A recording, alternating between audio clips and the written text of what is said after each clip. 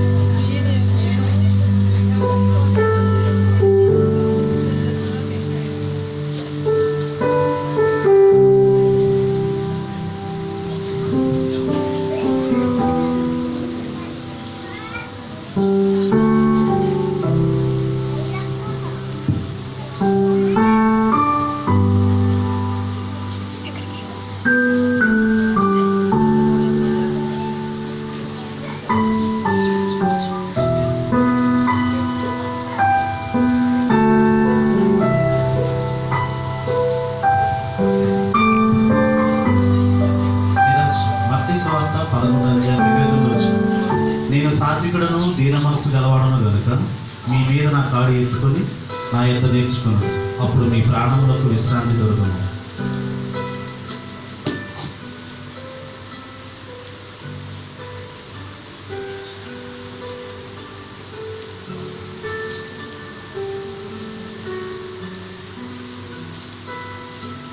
గర్వం. సామెతలు 16:18. నాశనకు ముందు గర్వము నడుచును, పడిపోవటకు ముందు అహంకారమైన మనసు నడుచును.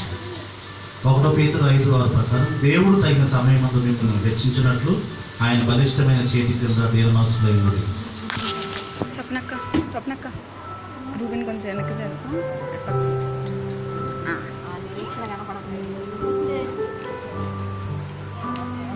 ద్వేషం. యోహాను సువార్త 13:30 ప్రకారం మీరు ఒకరినొకరు ప్రేమింపవాలని మీకు క్రొత్త ఆజ్ఞ ఇచ్చుచున్నాను, నేను మీకు ప్రేమించినట్టే మీరును ఒకరినొకరు ప్రేమింపవాలని.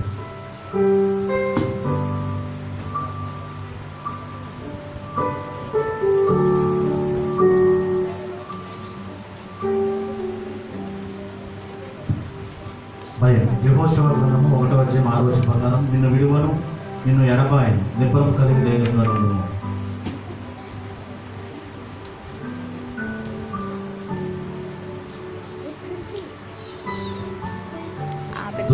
నిర్మాణము 20:10 ప్రకారం నీ పొరుగువాని ఇల్లు ఆశింపకూడదని, నీ పొరుగువాని భార్యనైను, అతని దాసునైను, అతని దాసీనైను, అతని ఎద్దునైను, అతని గాడిదనైను, నీ పొరుగువాని దగ్గర దేనినైను ఆశింపకూడదు అని చెప్పాను.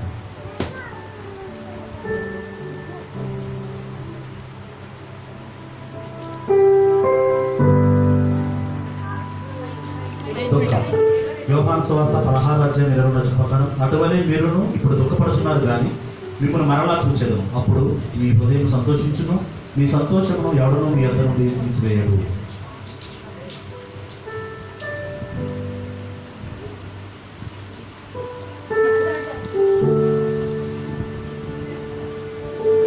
సిలువకు వచ్చిన వాట్ల నశించిన నశించుచున్న వారికి వెరితనం కానీ రక్షింపబడుచున్న మనకు దేవుని శక్తి. 1 కొరింథీయులు 1:18.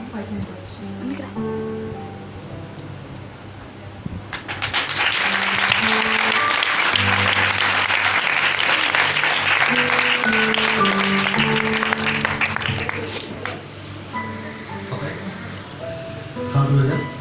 ఇప్పుడు మనం చూసిన భయం, నిరాశ, గర్వం, ద్వేషం, దురాశ, దుఃఖం, ఇవన్నీ ఎవరైతే ఈ క్వాలిటీస్ కలిగి ఉన్నారో, ఎవరైతే ఈ లక్షణాలు కలిగి ఉన్నారో వారు కనుక దేవుని వాక్యాన్ని తమ హృదయంలో చేర్చుకున్నట్లయితే దానికి వ్యతిరేక పదాలు మీరు చూస్తారు, మీకు కనపడుతుంది. నిరాశకు వ్యతిరేక పదం అవన్నీ దేవుడు అనుకరిస్తాడు.